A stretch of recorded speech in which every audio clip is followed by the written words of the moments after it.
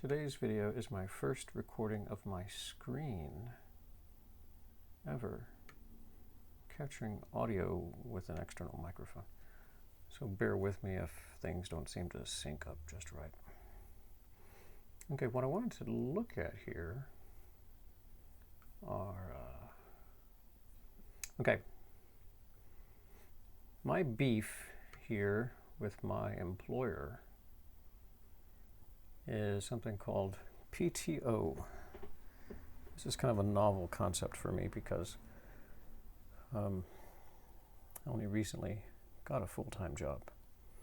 So PTO, paid time off, and if I put in the end of the year, 12/31/2020, it shows this weird beginning balance of 5.24. We don't know where that comes from.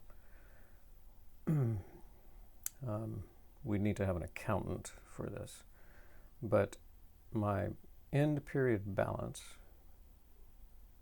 is just over 7 hours. 7 hours of PTO, 7 hours of paid time off. That's vacation time to you and me. However, and I'm not going to demonstrate this on the screen, but when I go to put in this time, when I go to request time off, and I guess I can do that. It might make for a more interesting video.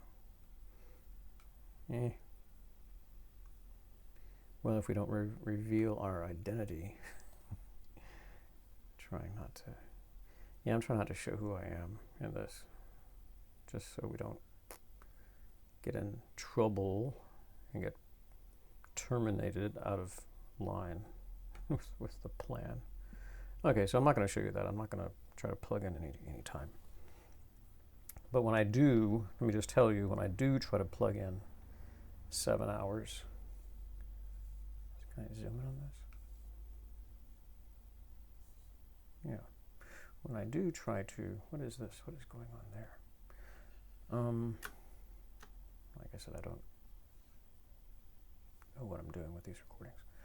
When I do try to plug in that time, the system won't allow me to do it. I cannot use 7 hours of PTO, even though this is my payroll system. This is how I interface with my PTO. So if these numbers aren't good, then what am I supposed to do? So I complained about that to Human Resources. I said, the system only lets me have 5 hours of PTO to plug in. Well, then she got back to me and said, let's close that one. Maybe we go over here. No, it's the same one. This little window isn't very friendly. Oh, it's huge now. Okay, payroll. Where's our window? Let's see if we're still recording. Payroll is telling me there's no issue on your PTO, and that you actually accrue 136 hours, I presume, per year, and you've taken 136. Specifically, they state there is no issue. The EE, I guess that's what I am. I'm an EE, exempt employee, I guess. No, I'd be non-exempt. Maybe that's where they're making a mistake. If EE means exempt employee, I should be non-exempt. I should be NEE. Accrues 136 hours for the year and has taken 136 hours for the year. So the EE has no more time to take. He is seeing a balance because when they look at the balance, even if they enter 12/31/20, I believe, that's not a very strong word, I believe it's showing the balance as of the end of the pay period. The accrual that occurs on 12/28 is forfeited on 12/31. Okay, so this was a problem that I was told was fixed, but apparently it's not fixed. This is just an issue with how biweekly PTO accruals work. Nothing we can do to fix that, but we are looking at changing accruals for 2022 to eliminate this issue. That said, by actually using 5 hours on 12/18, which is what I was trying to do, the system is allowing you to take 5 more hours in 2020 than you actually will accrue in the year. If you take it, I'm unclear on what it will do to your balance next year. You may end up going into 2021 with a negative balance. If you want to do so, please reschedule those 5 hours that we cleared out earlier today. The choice is yours, with the knowledge that you may enter into 2021 with a negative balance. Clearly, your usage of 136 hours aligns with your accrual of 524 per period, or 136 hours annually. Sure. But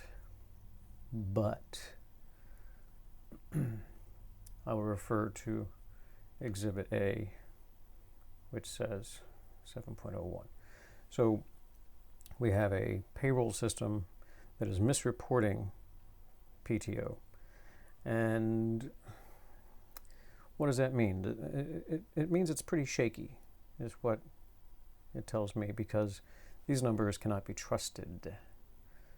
So I'm going to have to keep track of them manually. See, it says accrued year to date 137.77, paid off 136. So this is all very confusing. So this is why I'm putting it out there. Maybe somebody who's an expert in this can really explain it to me and make it understandable why 7.01 hours equals 0 hours of PTO for me. And if you want to contact me directly in the comments, you can work out a way to communicate through a chat box or something. But I mean, it just hasn't been explained adequately to me why these numbers equal 0. Why this beginning year balance is 5.24, why start out the year with 5.24, and excuse me, I just had dinner, and why